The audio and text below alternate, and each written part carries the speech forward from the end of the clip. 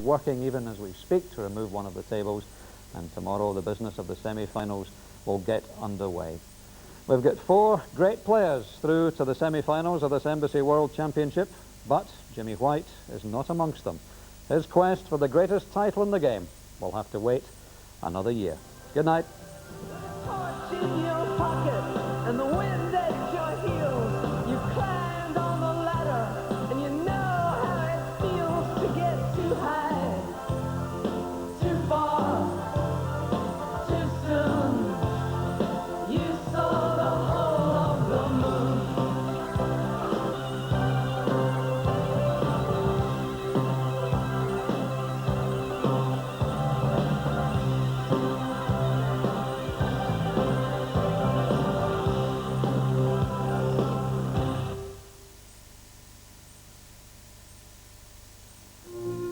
From Hotel Style, I have been to this hotel since I was 6 years old.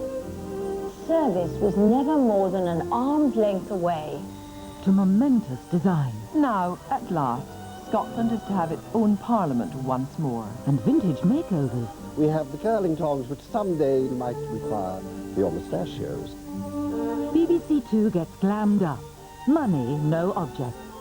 Tuesday from 8 to 9 in One Foot in the Parks and the Antiques Show.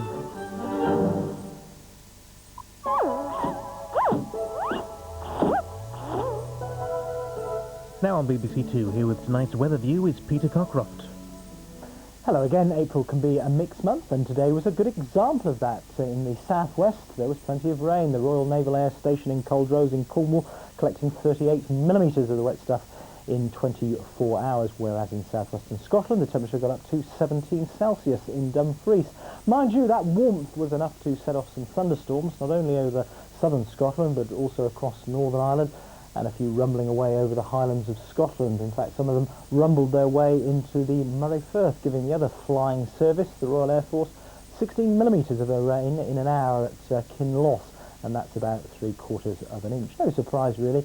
You can see this trough of low pressure stretching northwards, and those thunderstorms were set off by the warmth underneath that trough. Now those thunderstorms have fast disappeared, and the rain's beginning to move away from southwestern parts of Britain as well. That means northeasterly winds are starting to set in. Now they're going to be quite important over the next few days, because they're going to feed quite a bit of moisture in from the North Sea, and that means a little bit more of that har and sea fret, that mixture of low cloud mist and drizzle that comes in off the North Sea to affect the east coast of Scotland, eastern England, some of it running around the southern Pennines and into the Midlands overnight tonight. Clearer skies for Northern Ireland, and also western Scotland could mean temperatures as low as 2 or 3 in the air. And of course, gardeners, that's low enough for a touch of frost in the back garden.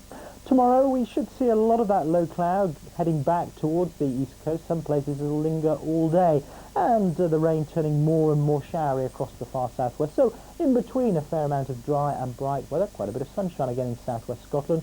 Could set off a few showers, with temperatures in Glasgow up to around about 15 degrees. On Friday, a weak system coming into the far northwest, another one just clipping the southeast, could bring some rain there, but there should be some spring sunshine in between. And a first look at what's on the cards as far as the bank holiday weekend.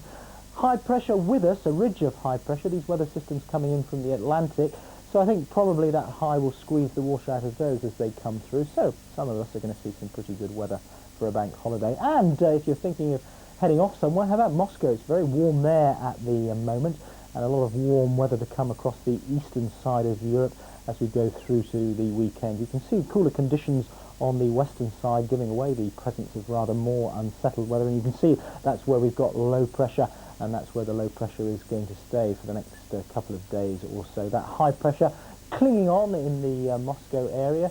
So as far as tomorrow's concerned, I think it's going to be a pleasant enough day there, with thundery showers or longer outbreaks of rain on the western side of Europe. There could be some heavy rain indeed for the bank holiday over the Alps. Not the place to be heading, I think. Well, that's the forecast. Bye-bye.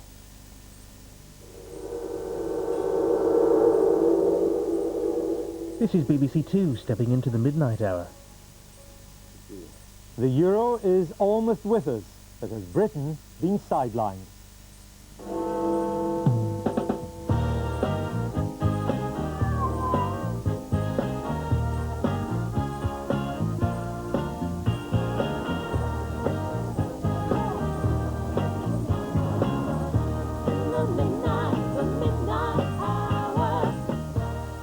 Good evening, welcome to the Midnight Hour. Despite the best efforts of the Eurosceptics, the euro is a done deal. Today, the European Parliament was debating the credentials of the 11 countries that want to join the single currency. But it's all just a formality, and from next January, all 11 will fix their currencies irrevocably together as the first step towards replacing them with the euro. The House of Commons will debate all this tomorrow, but it's largely a spectator sport for us. Controversy rages over who should be the first boss of the European Central Bank, but we have no say in the matter. We're also excluded from the club which will determine economic policy for the Eurozone. In Parliament today, Paddy Ashdown urged Tony Blair to put this right. Now, can I